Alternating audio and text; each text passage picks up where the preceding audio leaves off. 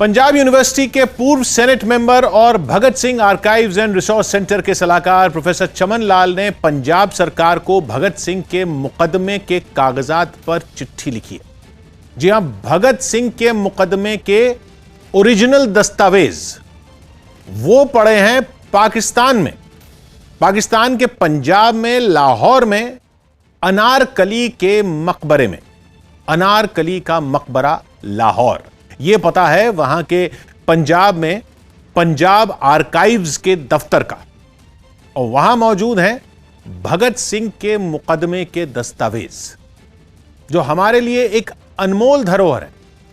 अनारकली के मकबरे में पंजाब आर्काइव्स में भगत सिंह से जुड़े मुकदमों की कई फाइलें हैं। प्रोफेसर लाल ने लिखा है कि फाइल नंबर 135 से फाइल नंबर 165 तक कई ऐसे कागजात हैं भगत सिंह से जुड़े हुए। प्रोफेसर लाल खुद अनारकली के मकबरे में जा चुके हैं, लेकिन उनको भी ये फाइलें नहीं दिखाई गई थी। लेकिन 23 मार्च 2018 को, यानी जिस तारीख पर भगत सिंह को फांसी दी गई थी, उस तारीख पर 3 साल पहले पहली बार भगत सिंह के मुकदमे की फाइलों से 200 दस्तावेज पब्लिक के सामने रखे गए थे। और यह बात भी पता चली थी कि इनको डिजिटाइज करने का प्लान है, यानी इनकी तस्वीरें खींचकर उनको डिजिटल फाइल बनाकर सहेज कर रखने का प्लान है।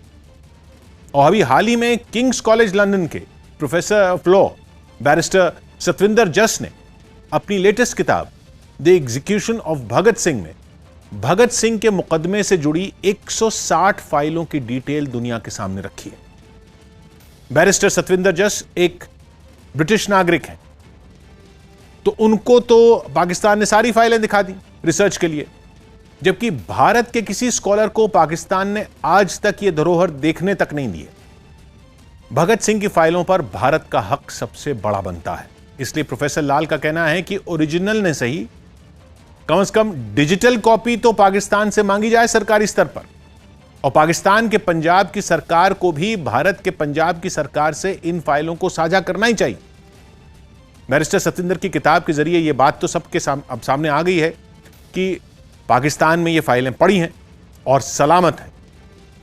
अब तो हमें इन्हें लाने की कोशिश करनी ही चाहिए। कोई विदेशी स्कॉलर इन तक पहुंच सकता है, लेकिन भारतीय नहीं। यह स्थिति बदलने की जरूरत है। भारत में सिर्फ पंजाब ही नहीं, बल्कि पूरे देश में जितने भी क्रांतिकारी नेता सबके दिलों में बसते हैं, उनमें सबसे ऊपर नाम भगत सिंह का ही आता है, इसमें कोई दो राय नहीं। तो भगत सिंह से जुड़ी कोई भी धरोहर हो तो वो देश की अनमोल धरोहर है। आजादी के 75वें साल में और भगत सिंह की शहादत के 90 साल बाद अगर हमें पता चल रहा है कि उनके मुकदमे से जुड़े कागजात पाकिस्तान में सलामत मौजूद हैं, तो उन्हें लाने की कोशिश जरूर करनी चाहिए। यह बहुत ही अहम दस्तावेज है। 23 मार्च 1931 को भगत सिंह, सुखदेव और राजगुरु को लाहौर की सेंट्रल जेल में फांसी दे दी गई थी।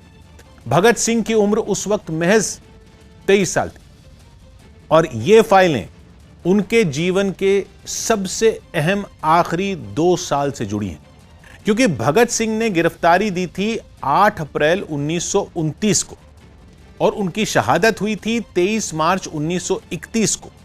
यानी 1929 से 1931 के अहम 2 साल का भगत सिंह के जीवन का वो दौर, जब उनके जीवन के साथ भारत की आजादी का इतिहास जुड़ गया था। दिल्ली में सेंट्रल असेंबली में भगत सिंह और बटुकेश्वर दत्त ने बम फेंके थे 8 अप्रैल 1929 को और अपनी गिरफ्तारी दी थी।